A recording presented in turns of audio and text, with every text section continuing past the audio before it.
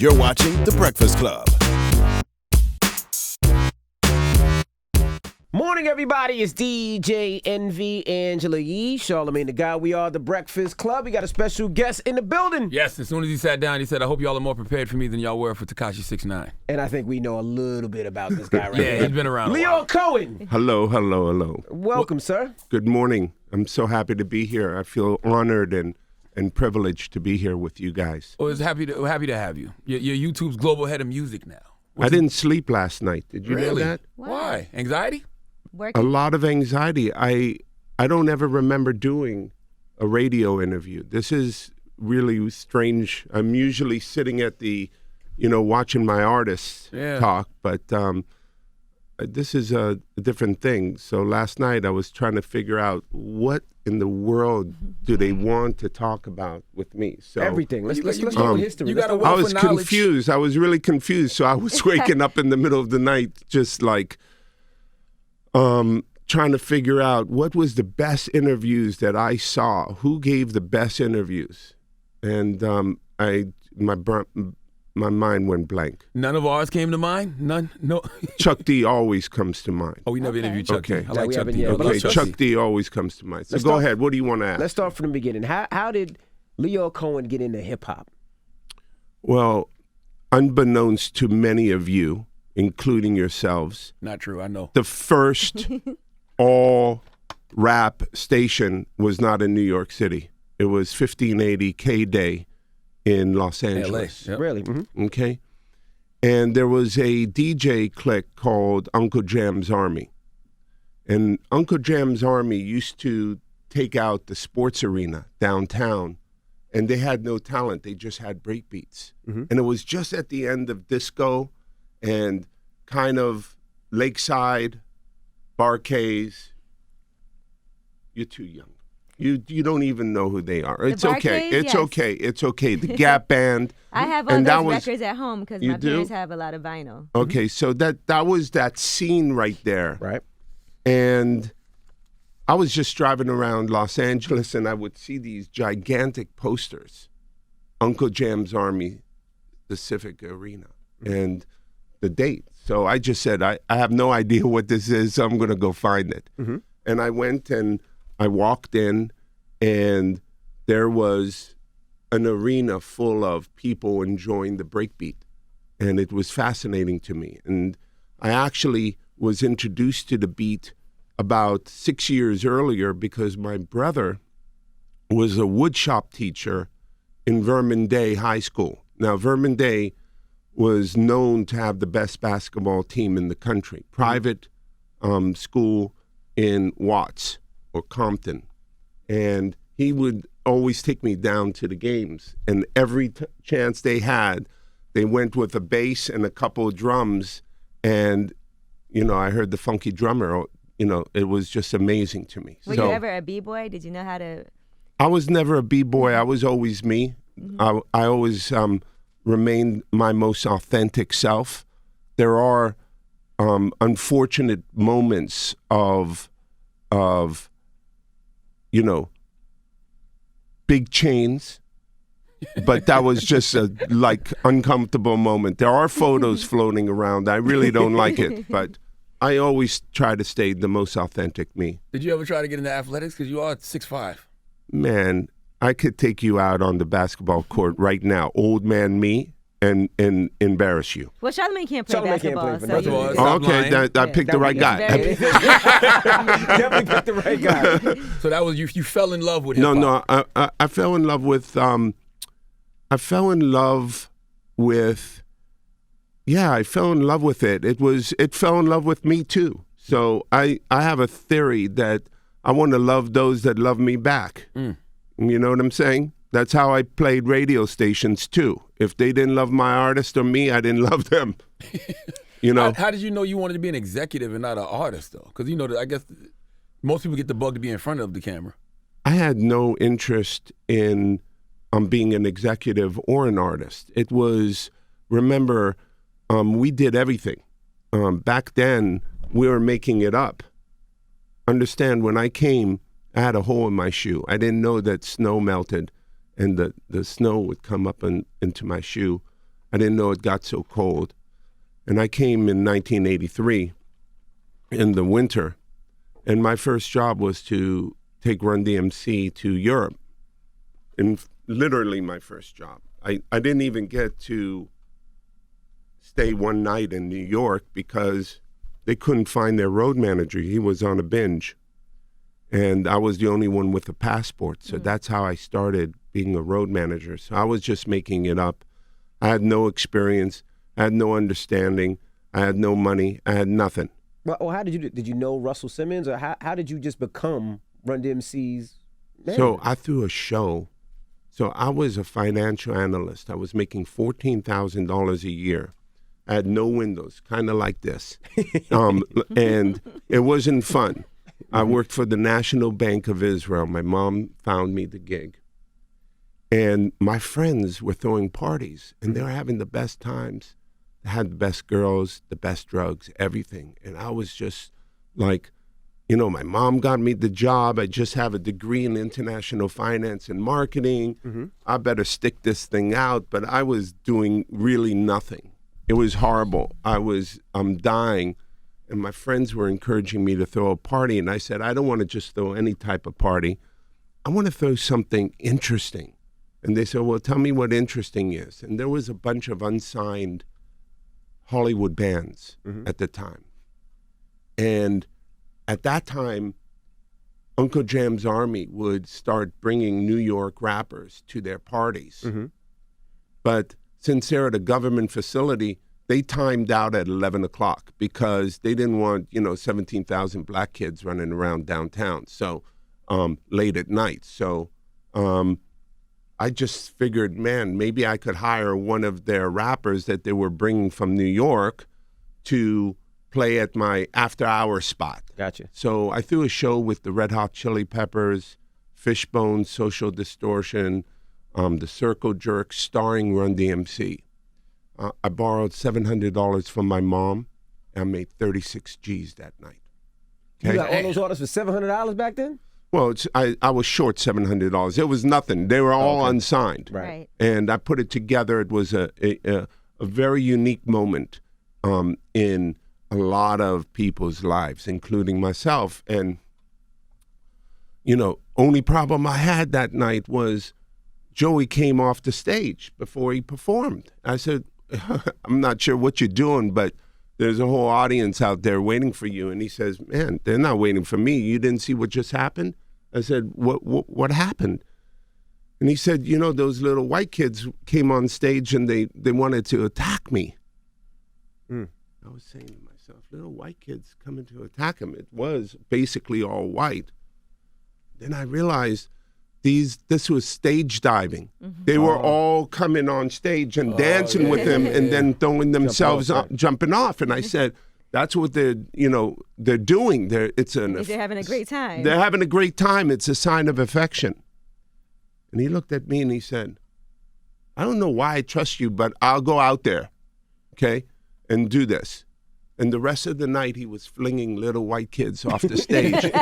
Came off stage and said, I like you, man. And that's how it happened. They invited me. They told Russell about me.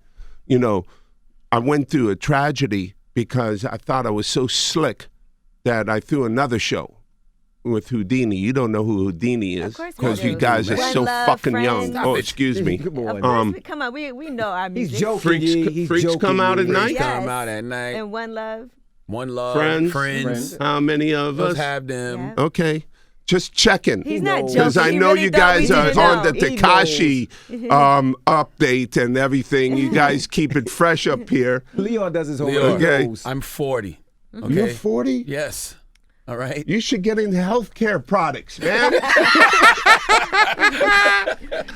Okay, so I lost all my money. There it goes. I've been running from that feeling. So at the Run DMC show with the Chili Peppers, I stood out. It was a late show. No one was there, and then all of a sudden, I went outside, and people just exploded. So I thought I was slick at the Houdini show. I was just going to wait for the explosion of people. They never came. And that feeling below my heart and above my stomach is something that I feel today, right now. Doing interviews. Like now, right now. Like, this is one of the things that motivate me. I never really want to feel that feeling ever again. I never want to stand outside that door waiting for a walk-up. So, anyhow, I'm in New York City. I'm doing my thing. We're all doing our things, and we're having a great time, and I'm learning a lot, and I feel so privileged to be here. You know, by the way, my friend who is running Columbia University's TV station let us rehearse the Beastie Boys, LL, Run DMC. We were broke back then. We had no money for rehearsal halls. And he said, take the Columbia University TV station. Little did I know he was filming it. I have 17 hours Get the fuck of out of here. 1983 rehearsals, Beastie Boys, LL Cool J, Run DMC. Now, I know a lot of people don't know. When they see that footage, they're going to know who said, whose house? Run's house. Moi. You Okay. did that? You get it? Yeah. Wow. How did that come about? We were rehearsing. And I said, you know, he came up sheepishly and said, this is the blah, blah, blah. And I had to check Joey and say, this is your house. And we rehearsed it. It's all there. One day it'll come out. On YouTube. How do you find? That's right. Thank you. YouTube. On YouTube. I always wonder about that. Like, how did y'all find that crop of artists so early? Of course, we know Run DMC, but the Beastie Boys, LL Cool J, because you kind of setting yourself up for a win with those guys. It was genius. It was all Rick Rubin. He was a mastermind. Genius. Period. Tell us about Rick Rubin. Rick Rubin loved strippers and wrestlers. He was all in there. And he had a vision that he protected so strongly. I still remember going to his dorm room, and he was in pain, hunched over in pain because he was looking at colors. Now, you guys respond to that Def Jam sleeve in such a positive way. That man spent days, hours, minutes painting over the precise colors and the relationship of those colors and the font size. And I looked at him and I said, whoa, I'm going to take a mental note. This guy's attention to detail. And that was such an important lesson for me, because I pay attention to the details, because I saw my man early on paying attention to. He was in pain, searching for those right colors. It didn't happen by chance. How many times have you felt that feeling that you said you felt in your gut after the Houdini show? Because it doesn't seem like you felt it too much. No, I haven't felt it that much because I run away from it, you know, and I work super hard to avoid it. It's not that I don't put myself in risk. I'm in risk all the time. I'm reinventing myself all the time. I'm trying to figure it out all the time. I'm not complacent. I think the Houdini move was a complacent move. I had Red Hot Chili Peppers, Social Distortion, The Circle Jerks, Fear, starring Run DMC. I made 36 G's. I was on it. And then I got lazy and thought that I could, you know, double down, triple down. I slept. I got hit by that blind spot in the rearview mirror of greed and lack of focus. Please, you're not going to find me doing that ever. Okay, that's why I'm sitting here today. Why you guys want to talk to me is because I didn't get lazy or get hit by that blind spot. Because I know that when I got hit by that blind spot, man, I had spent. What do you do when you're 21 years old and you got $36,000 in cash? You go buy some more dope. Well, I'm speaking from my experience. Okay, and what else? You try to flip it and make more money. Yeah, make some more money. Do another show. It worked that way. Let's Yeah, do it again. exactly. But you know, when you're broke, and you got 36 G's, you do all the above. And fuck it off, blow up. Yeah. Okay. The women, buy things you never some had. drugs. Exactly. Yeah. Exactly. Man, I learned so many lessons that day. You know, one of the problems out here is that people are winning in many ways too easily. And part of the artist development, there's people development. Like people development, man, you have to hit your head and get back up and recognize, you know, what just happened. I feel bad for those people. You know, I had roommates till I was 33 years old. Everybody look at me like, oh man, that's Lyor Cohen. He's been balling all his life. I had roommates till I was 33 years old. Really? Okay? I was the mayor of Alphabet City. Nothing moved without me. Okay? So these kids, I think they have it kind of slippery and kind of easy. And I think that there's things that we lost in the last decade is artist development. Yeah. But we also lost mentorship. Okay, you tell me. You tell me, I want to hire right now. I want to hire at YouTube Music the dopest executives on the planet. You know how long that list would be? It's short. Short. Because we haven't mentored anybody. So our bench is very, very thin. You You know what I got think? a good one with Tuma. Oh, man. Yeah. Woo, boy. But Tuma's been around. Yeah. Yeah. Oh, yeah. Yes. You know what I think happens too? What I noticed as far as what you said about developing artists and mentoring people, somebody goes viral, right? They can do one song, they go viral, and then the labels are offering millions of dollars for somebody that has One record. one record. So my belief is that we're 47 years, 44 years into this hip-hop game. Do you understand that? Now, hip-hop is not just, you know, something to piss your parents off because your parents are listening to it too. It's a problem. And then you get this like day trading of rappers. It's the worst thing that could happen for our culture. All those labels that are day trading should be embarrassed and ashamed of themselves because they are going to be the reason why things come to an end. I believe that. Artists like that shouldn't even sign deals, though. Like, I wouldn't invest in artists like that until they show me that they're going to be around for But then a it's while. hard because they get Label nervous doesn't that wanna somebody lose 'em. else is going to sign Yeah, them label doesn't wanna lose and 'em. that they'll miss out. So next thing you Exactly. know, it's a bidding war. Listen, I never signed an act because I was afraid of losing them. I only signed an act because I wanted them on my label. Different mentality these days. I never signed an act because, man, when one act says to me, oh, another label's interested in me, I said, go ahead with yourself. I'm not interested in you anymore.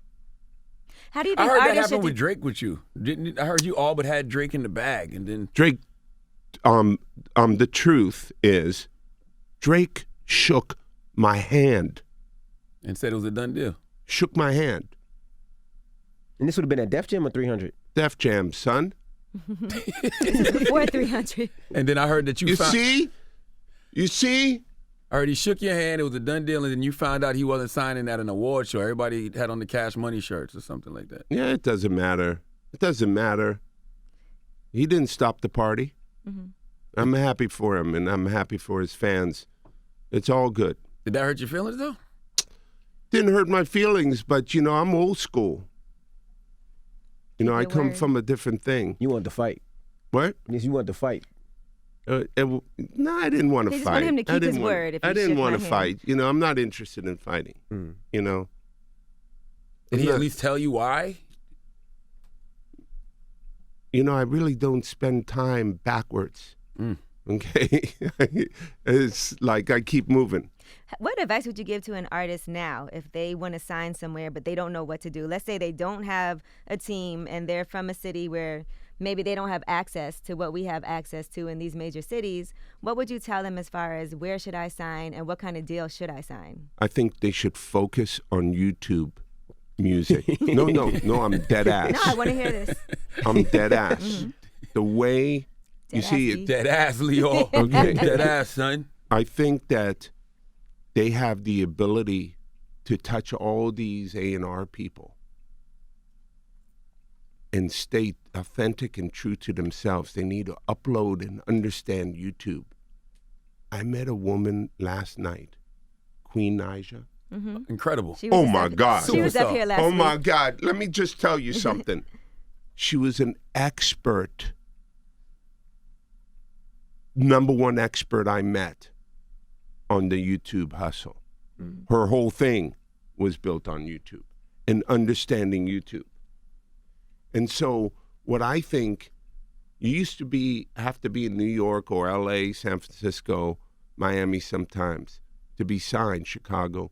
But now you could be anywhere. Right. And She you- was living in the projects. Yes, you could lean on you could create your own channel. That's her right there. Look, shutting down Times Square. Look. Where? Right Yesterday, yep. You didn't see that? Oh, she left me and went straight there. Shut Times Square down. We had her up here a couple weeks ago. She's a Yeah. superstar. She's amazing, but she also understands YouTube, how to touch that algorithm. Okay, how to affect. Okay, we have 1.9 billion customers. 1.9 billion customers. It's the largest platform, bar none. And where could you upload something yesterday and have distribution throughout the world? It's a fascinating opportunity. And I really believe that at the end of the day, a label has to say, what is a label today? What is the value proposition of a label today? If you're the same label that was handling Teddy Riley, and you are, and Guy and Uptown Records, Jodeci baby. and Jodeci One of the greatest labels of all time. of all time. But if you're that now, you're out of position. So what I would say to an artist is, ask the label, what is the definition of a label?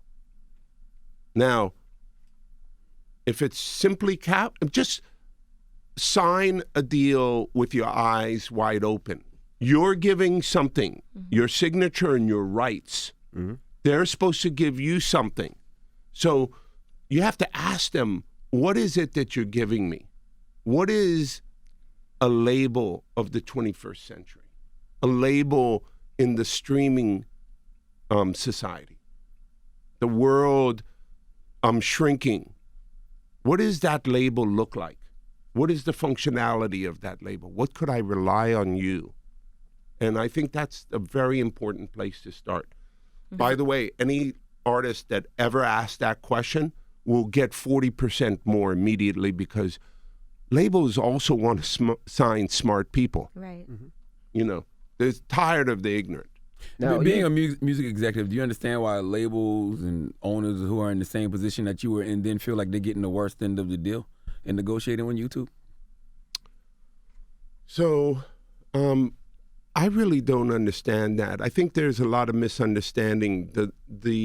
When you talk about the short end of the stick or the controversy, which is, by the way, I don't know if you hear about it anymore, because I've been there for 1 year and 4 months, and we've really went to work closely with the labels, closely with the label groups and the publishers.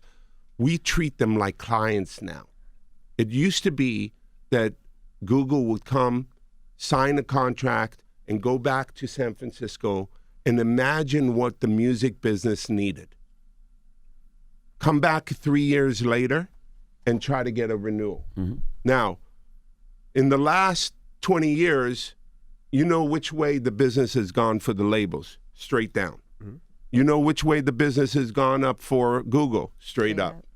So there's misunderstandings. Now, you're going straight up, I'm going straight down. You know, we're not very sophisticated, us at the music industry, right? But we could look at a chart. You know what I'm saying? We understand when a record's got a bullet, right?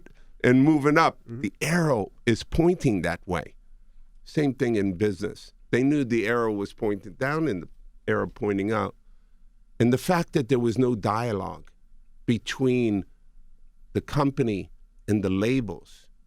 We were only negotiating with the label groups, the corporate people. Go away for 3 years, come back and try to get a renewal. So right now we've built an infrastructure to service the labels, to understand what they need, what's important to them, how we could be helpful. My first thing when I see a label head is, how could I be helpful? How could YouTube help you? If anybody knows, you should know. Yeah, it's different. You're coming from the label side. Yeah, and so they feel good about that. You know, when I first came on, you know, the news, I never paid attention to the news. I never paid attention to what anybody ever said about me.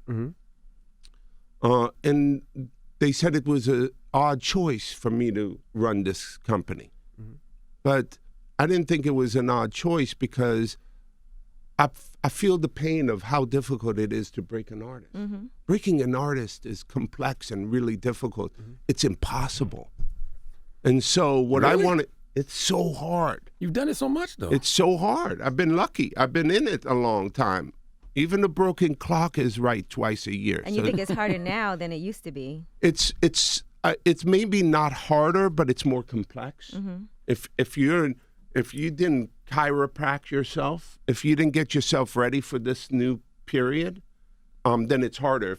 If you're just trying to get a radio ad, you got a problem. Yeah. It's so oversaturated, I feel like now. We didn't have the choices that back then that we have now. There's so many different ways to consume music, so many different artists that are able to upload and not have to be signed to a label. It used to be you had to watch, you know, Ralph McDaniels on Video Music Box, and that's where you saw videos. That's why you're so rich, because you guys become really critical. Curation.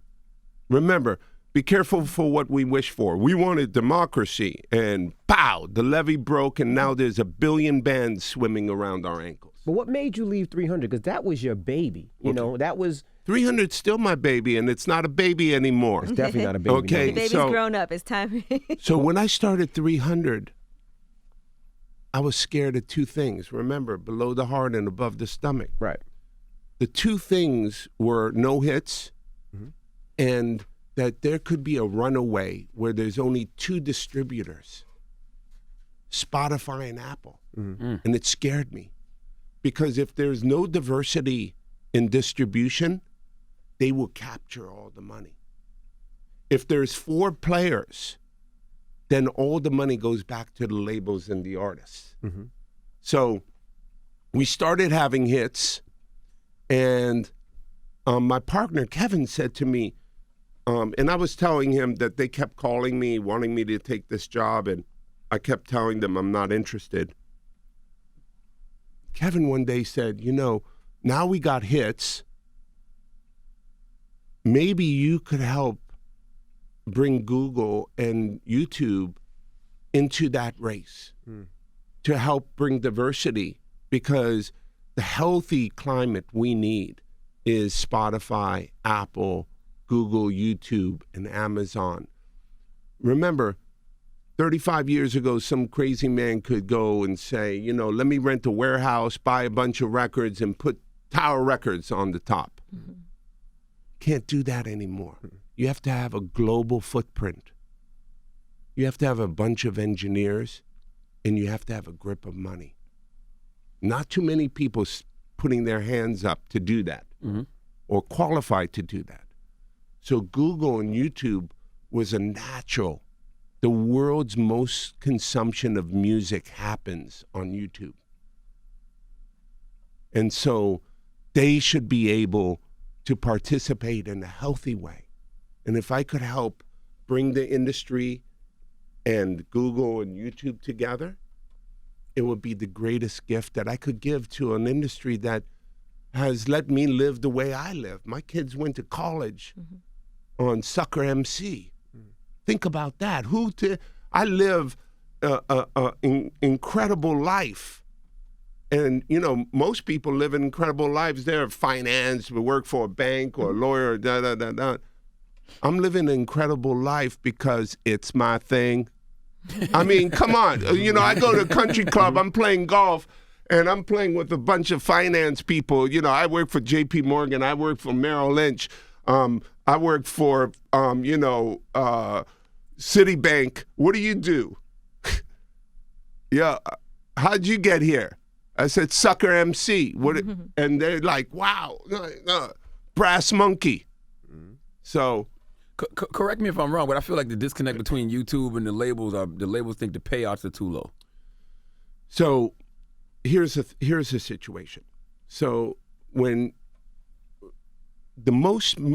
most media businesses that are mature, it's a combination between subscription and advertising. Okay? We are at this point, we thought we were solving the most complex problem, and that is getting people to pay with their eyeballs. Okay? And build a global platform. What we didn't do, which we should have done and we're doing now, is layer a subscription service. Now, let me ask you a question. That kid, 15 years old, out of north of Milwaukee, parents are struggling, middle-class family. Is she important, that 15-year-old girl that is consuming enormous amounts of music? She can't get a job. She can't legally get a job. And her family can't afford $120 a year in a subscription. Is she important? I think so. Yeah. She's so important. And what we figured out is how to get her to pay with her eyeballs. Okay? So when you pay with your eyeballs, especially when you're inventing something, okay? When you're inventing something, paying with your eyeballs, the CPMs, what the advertisers pay for that is still lower than it will be tomorrow. Every day you're watching your kids moving away from television to on-demand viewership on their phone, right? Every day. And guess what? Every day it's getting more and more expensive for McDonald's to hit up your kids. They're going to segue away from traditional media and they're going to move to on-demand YouTube. And at that point, the artists will be getting, and the labels will be getting more money. But they'll be getting more money also by virtue of us building a subscription service. So we should be able to get those people who can't afford and are willing to suffer through advertising and pay with their eyeballs, and then we'll build a very healthy subscription business. It's hard to get people to see that vision, though. When I know I'm pronouncing his name wrong, but Irving Azoff, he says the YouTube rates are a threat to artists' livelihood. So he's still throwing pigeons out the window, okay, to communicate. So listen. It's an old school way of thinking. It's an old school way of thinking, and I really appreciate him. He's done a lot of nice things for a bunch of important artists. But, you know, time will prove itself that advertising and subscription together are the way for the industry to get healthy and to grow. Remember, let me ask you a question. In the Philippines, you think there's a booming subscription business in the Philippines? I have no idea. I don't think so. The country still has to clothe, feed, and house themselves before they go start charging enormous amounts of money for subscription. So my feeling is that those markets will be first to pay with their eyeballs, but they also have to develop the marketplace. Those advertisers have to understand how to connect with them. And they have to build a middle class, and that's how advertising CPMs grow and artists and labels will be getting more money. Here's the thing. We are here to partner and work with the industry. It's so important. We can't do this alone, but we have to do it together. In order to build a healthy business, we have to do it together. We got a bunch of great engineers. I know these people's hearts are in the right place. Otherwise, I'll just go straight back to 300. Right. They're waiting for me. Well, technology is inevitable, and sometimes it's hard for people to see what's coming in the future, especially if they're very traditional in the way that they think. Like some people thought cassette tapes would be here forever, then they thought CDs would be here forever. Then we moved to streaming services. You had some foresight early on to know that it was something to embrace because a lot of people were not embracing that at first. What did you see, and what do you see for the future? So I feel so happy to be liberated from the CD. The CD was so costly, What do so I do expensive. with those books of CDs I have at home? 'Cause Just burn them and throw a great party and get some square footage back in your apartment. Was it so costly? Oh my God, they were so expensive to make. More than tapes and records, though? They were so expensive. You have warehousing, you have trucking, you have obsolescence, you have returns, Yeah, when you people have don't buy it. transportation. The floppy disk, pretty inexpensive.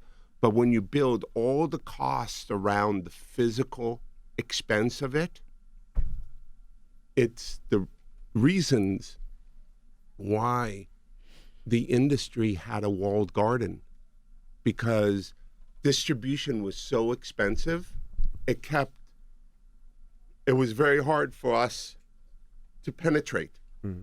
So I'm so happy that CDs are finished and the physical expense is finished. I love the idea of recording you last night and putting you up immediately around the world at almost no expense. And it stops it's a from liberation. leaking. It stops music from leaking as well. When people have to submit their music. Yes, it's so many things got solved. Would you ever blend the best of both worlds and sign an artist directly to YouTube?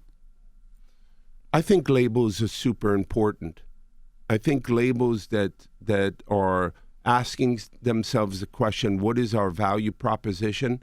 Like what we started off this morning talking about, artist development, people development.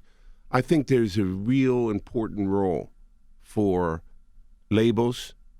And, we're solving a global platform. 1.9 billion people. Getting them to subscribe, getting them to pay with their eyeballs. We got our hands full.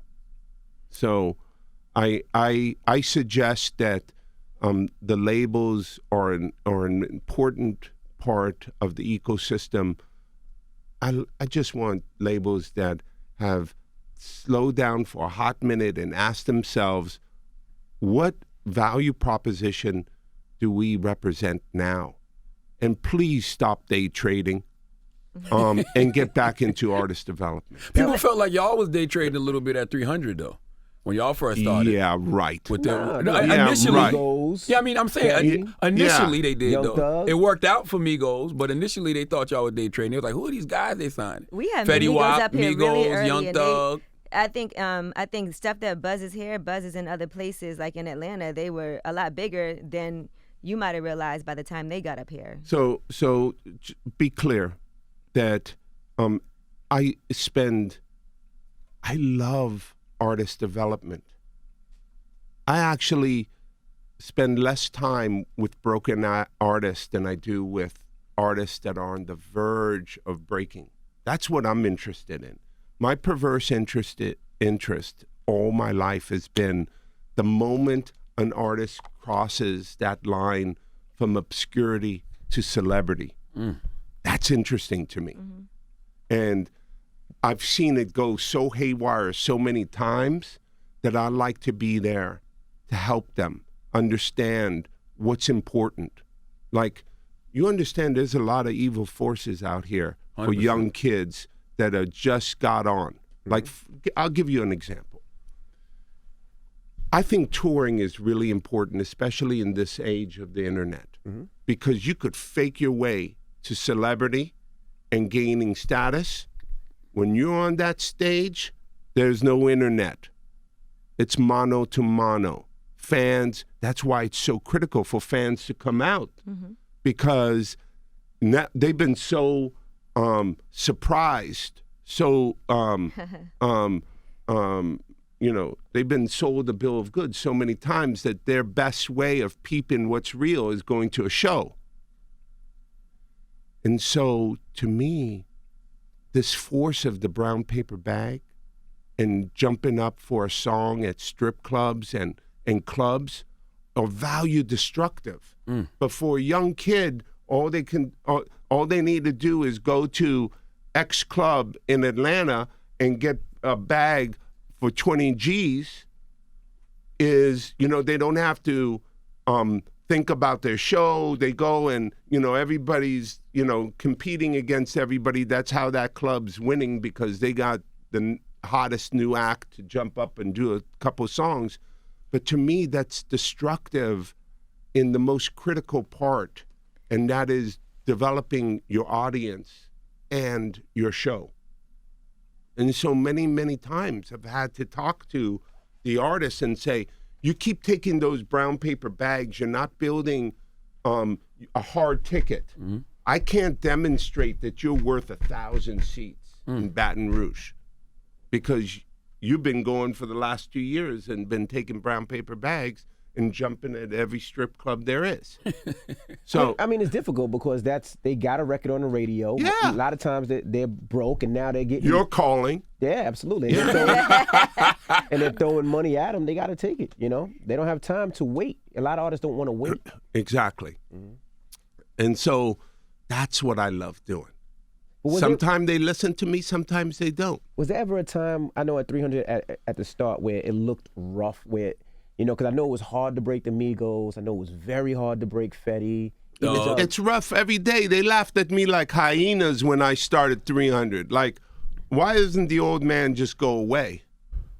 Laughed at me like hyenas. They hasn't even been reading any of the news. Music business is over. He's going to start a record company. Yeah, right. Of course it's hard. It's hard. Everything I did was hard. Nothing came really easy to me. And I don't want easy. I want hard. And yes, it was scary.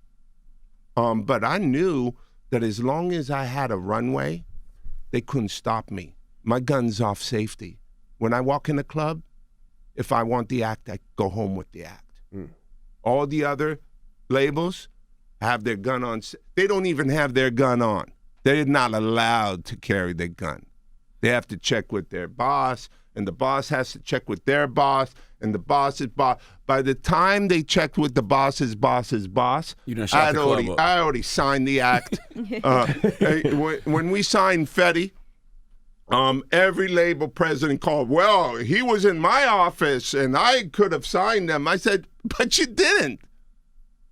Because your gun's on safety, or you don't even carry a pistol. So, that's the liberation at 300 was I got back to doing what I wanted to do. And when I walked into a club, if I wanted the act, I signed the act. Okay? Let's talk about a former act of yours, Yes, Kanye sir. West. Amazing. When he put the picture out with the MAGA hat on. I didn't put that picture I on. said he put it out. Yeah, You I had was in no it. idea. I had no idea You didn't what. see the hat? Didn't see the hat. Come on, Lyor. I didn't see the hat. I was so mesmerized by being invited. I brought my crew. We just flew down from San Francisco. We're in Calabasas. Kanye is a beautiful host. We walked into his gorgeous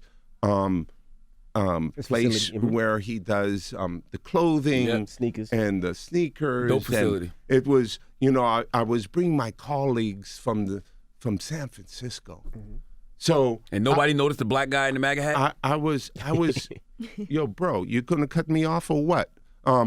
So I'm here having an incredible time being with him, and he was obviously interested. When Kanye's interested in having you, you feel like you're in that moment. And then he goes, you want to hear some music? So we went in, listened to music. So no, I didn't look at his hat at all. I didn't see his hat. I was fully immersed in the experience. And I was so honored, again, to be there. Like, wow, I'm listening to this music. I'm here with my colleagues. My colleagues see that I have a direct connect with Kanye, and we were mesmerized. So, no. The answer is no. Long way of saying no. Well, What's the point? After the picture came out and you saw the hat, did you have any thoughts? So this is the crazy stuff. I had to run to the airport, so I had to go, and I ran to the airport as I'm running like an Avis commercial through the airport. Everybody's saying, "Yo, what's up with the hat? What's up with the?" And I didn't know what they're talking about because I'm trying to make the flight. I finally get to the gate, and I came with a few minutes to spare. My phone's blowing up, and you know, Julie, Kevin, Mike Kaiser, Jay, everybody's blowing my shit up like, bro, what's going on? And that's when I realized what happened. It was so fascinating to see. We're talking more than 40 people. So imagine I'm in Calabasas, snap, get in the car, 35 minutes, I'm running through the airport, over 40 people shouting at me through the airport. Wow. Lyor, let me ask you this. If an artist is talented, right, but you don't agree with their personal views, does that matter, or is it all about talent? No, it's all about talent. I respect their personal views, but I can never be silent. I've never been silent.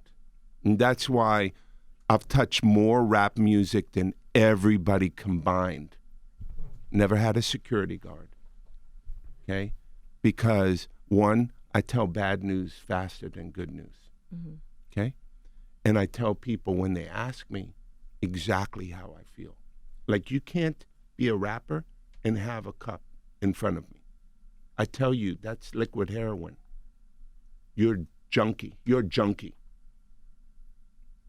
Any rapper, come right now, they come with a thing, I have to tell them, because to me, I don't want to I feel my silence would be complicit. With all the artists that you work with? I think that's real, though. It doesn't matter if I work with them or not.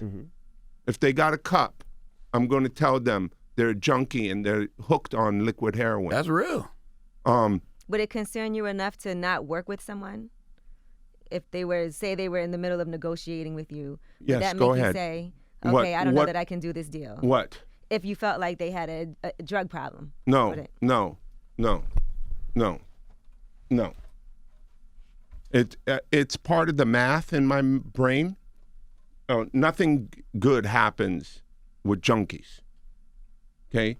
Because remember, junkie, the definition of junkie means you have to hit a wall to get better. Now, there are many people who have been able to hit the wall and walk away. A lot of them don't.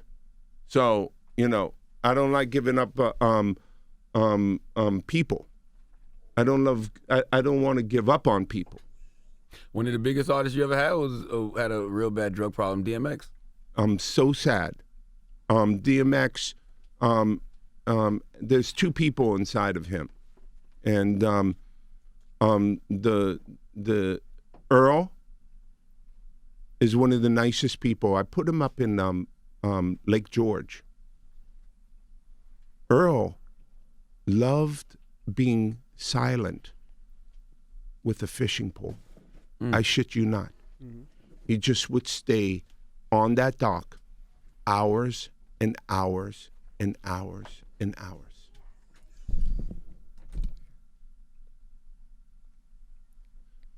Yeah, very, very sad. You know, I think the opiate problem, the syrup problem, is the biggest problem that I've ever seen and I've ever faced and been a part of. And I can't fuck with it. You know, the crack thing was devastating, but at least the rappers were bringing a spotlight to you becoming a fiend. Okay? And I thought that spotlight, head crack, helped, even though it was harsh and really really rough, particularly on women. But I think it helped change the course of the crack epidemic. I don't know what's this opioid thing, man. Well, being a So with that crackhead said, wasn't would cool you- back then. Being a What? crackhead wasn't cool. Now they seem like they're making it cool to be drinking lean and syrup and It's to the be on most these pills. dangerous. It's the Perks most and mollies dangerous and- thing that's facing our society. Are you So why sign an artist that would promote that? Because I already answered that question. You weren't paying attention. She asked me talent or issues, and I said talent. But I have to. I can't give up on people. But I'm saying that's hypocritical, though. You're saying the it's opioid problem's a problem. opportunistic. Yeah. I got people to feed. I got a business to run. You're gonna make Dame Dash take this clip and call you a culture vulture. Who's Dame Dash? You brought him up. I don't even know him. I don't even know him. So you bring his name up. I don't even know him. So Y'all made a lot of money together. Made a lot of Come money. on, Lyor. Don't do that to him. I don't know him. I really don't. So, I don't know what to tell you. I won't be complicit, but I will, if a guy's super talented, I'm hopeful. I believe that with my help, my efforts, I could help. They told me when Professor Griff went nuts in Montreux, Switzerland, talking about the Caucasus Mountains and monkeys and everything like that. They told every single Jewish executive told me to drop Public Enemy and not work with them. You know what I did? I brought Chuck to the Holocaust Museum. So no, I don't. Problems is problems. I try to fix problems. Mm-hmm. I try to sign great talent and then help them. Now you have been called to a culture vulture. I'm going to say Yes. that. Now, how do you respond to? Because people have called you a culture vulture before. I'm 37 years doing this, so there's good, oh boy. So when you're 37 years and continuously inventing yourself and winning, people don't, there's a small subset of people that don't like those people. That their fortunes may not have reinvented themselves, that are upset. But like I said, I don't really pay attention to them. The first time that I ever heard that Dame Dash had an issue with me was my daughter called me up and asked me, who's Dame Dash? I don't pay attention. People feel like you broke up Rockefeller. That's what they say. You got in Jay's ear and told him get away from Dame. I think you got to talk to Jay and Dame and Biggs, Tata,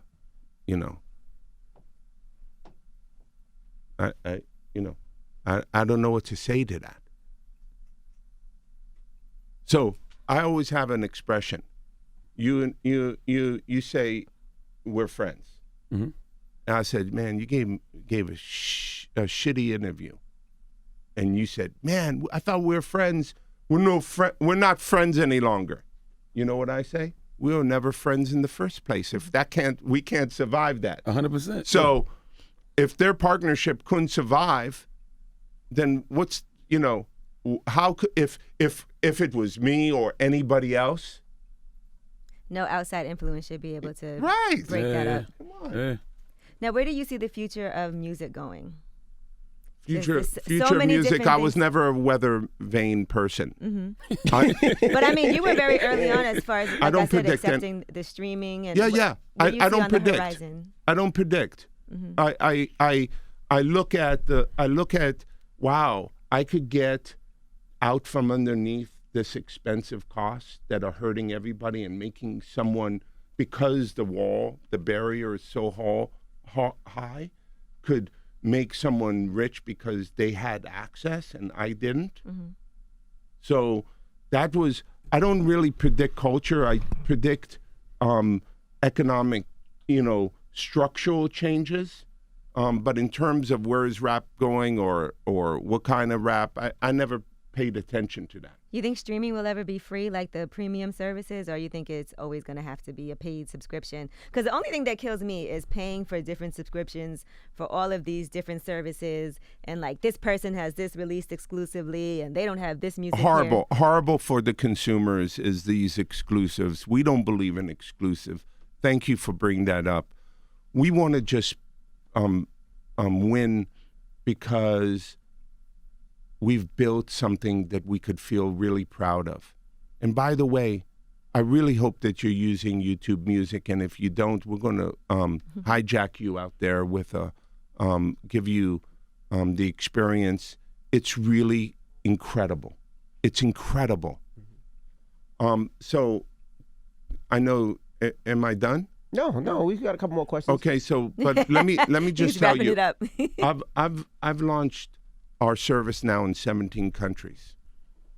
Do you know what makes me so proud? I'm so proud right now. I'm proud of the product, but more proud of that rap music is 40% of Russian market, 40% of Poland, 40% of France. Rap music is taking over. And when I tell you, they finally liberated themselves. They're not rappers trying to pretend like they're from the U.S. and rapping like U.S. people. They're rappers that are just rapping with their own identity. It's so sick. I could show you shit that will blow your mind. The biggest artist in France is PNL. It's amazing. These two guys, amazing. You know, what's happening with the Afrobeat explosion. Love it. It's exploding out of Nigeria right into Europe. We're going to feel it. Remember, touch my hands. Touch my hand. We're starting to You're feel going it to now. feel it. You're going to feel it. We're starting to feel it now. No. You're going to really feel it. Like they're bringing melodies, but they're bringing that fella feeling. It's just so, it's going to be so fun. What's your overall mission for YouTube in the industry? I couldn't, overall mission for YouTube is that more artists could feed their families and more songwriters could feed their families. When those artists are at the kitchen table and saying to their parents that, I'm going to skip college and I'm just going to be an artist, they could make an informed decision. Unlike the last 20 years that it sucked, it was hard. Telling your parents, I'm going to be an artist, right? Every headline was the music business is over. Mission of YouTube Music is that more artists could make a really healthy living from being an artist and songwriters and yeah, that's it. Have you spoke to Rich the Kid recently? No. He's pretty upset with you guys. Mm-hmm. Have you heard or no? No. Well, he just posted a comment that said, fuck 300, and he feels like you guys have not really helped his career out too much. Fuck 300 ENT, y'all suck. Listen, y'all gotta let me out this damn contract. I don't wanna be with y'all no fucking more. I told y'all, I give y'all this money back. I don't wanna be with y'all label no more. Y'all suck. Y'all is trash.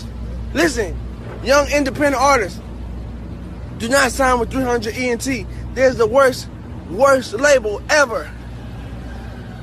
Let me know the numbers I can pay y'all this money back, man. Lame ass shit.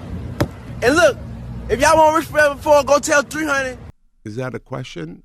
Or I don't know I'm what just you. asking, how do you feel? How do I you feel about that? I don't about feel. hearing that? I don't feel good about hearing that. But it sounds like he's a clown. Maybe it's a late night something. You know, here's the thing. I give money early. I sign a contract early, right? Mm-hmm. That's what about a contract? Money doesn't mean anything these days. Okay? So I don't know what his problem is.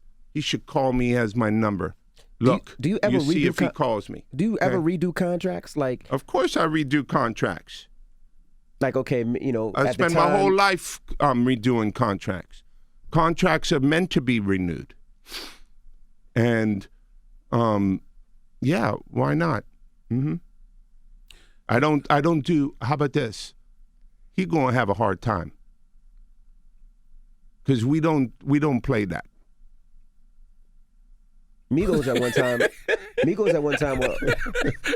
one time were a little set, and they said they felt like 300 held them back a little bit. Yeah, if y'all wouldn't let them put out music for 18 months, they said. So listen, I just been doing it for 37 years. I don't think I have all the answers. Mm-hmm. I don't even think that I have all the right answers, but I do believe that focus and attention and creating an artwork, a moment in time. I want to, I'm in the champagne business, not the water business. I'd like to make something special. If it's everywhere, all day, every day, I don't know why that's special. So I'm sorry. It was simply, listen, if they put a bunch of music out, I make more money, right? More music, more money, since that's how it works. That's the algorithm. But I wanted them to make what I thought they could make. You didn't want them to be day traders, basically. Yeah, and by the way, you know, I'm not trying to open up a controversy, but how do you feel about Culture 1 and 2? What's the word out there? Culture 1 was better. What? Culture 1 was a better album. 300 had Culture 1. Okay.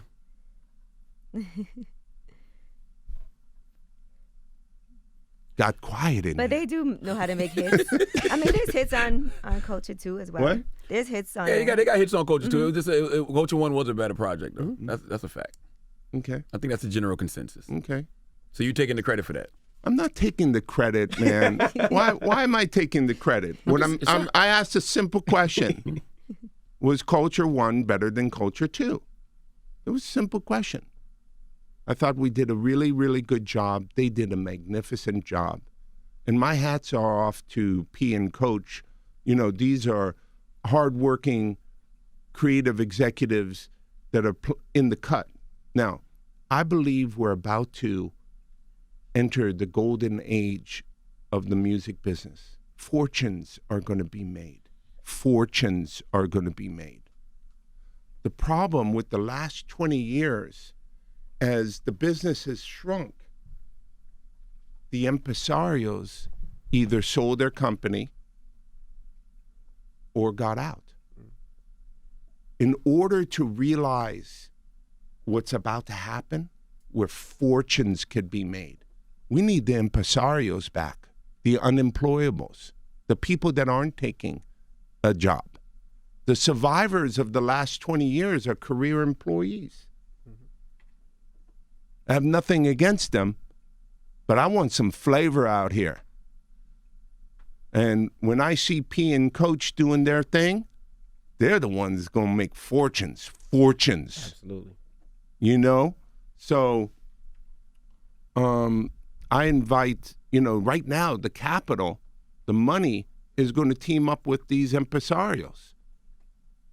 And their real fortunes are going to be made. And they're going to unlock the golden age. Lyor Cohen, ladies and gentlemen. Yes, we appreciate you for joining us. Yes. I'm so thrilled Very to be insightful here. Conversation. I'm thrilled to be here. I bet you get an audience of 2. No. 3. Yeah, thank you. We're all here. I'm pretty sure this is going to make some noise in the Yeah, culture. I think so too. Now you can go skydiving. That's the last thing. Listen, the one thing that I can say is back in the day, in the 80s, we used to celebrate each other. Little Independent, Sleeping Bag, Profile, all these little companies, Tommy Boy Records, all of them. We used to get our gigs and then meet late night in the East Village. And we used to celebrate each other. Winning doesn't mean that someone else has to lose. And that's the problem here. The problem is that we got to celebrate more. And I ask you guys in your own way. I know that controversy brings viewership and listenership, but I want you to also understand that you have the mixing board to also celebrate great things that happen. 100%. Okay? Absolutely. And let's do that. Look what LeBron did last night. Did you talk about him this morning? Absolutely. Yesterday, A few today. times. All right. Play so, clips, so everything. thank you very much. I just feel like I like consistent greatness over controversy. I don't think there's no value in shock. okay. Thank you guys. Thank you for what you've done to keep the engine flowing. It's hard doing what you do every day. You know, lots of people think that you come in here, gift of gab, you drive out with your chauffeur, limousines, and everything's hunky-dory. I know how much work this is and how difficult it is. And I applaud you for building this business. I just wish you guys were on YouTube. You see our plaque right there. We have our on YouTube plaque right You there. are on YouTube. Yeah, hopefully we got one our day 1 million. We can do something How about formally. YouTube uplift the Breakfast Club channel? Yeah. How about that? Maybe we could do something formally one day Yeah. on YouTube. Yeah. Well, I look We've forward been to to the it. YouTube studios. Yeah. I've hosted a lot of things there Thank you. as well. I'm really honored to have been here this morning. Thank you, Lyor. For Lyor Cohen, it's the Breakfast Club. Good morning.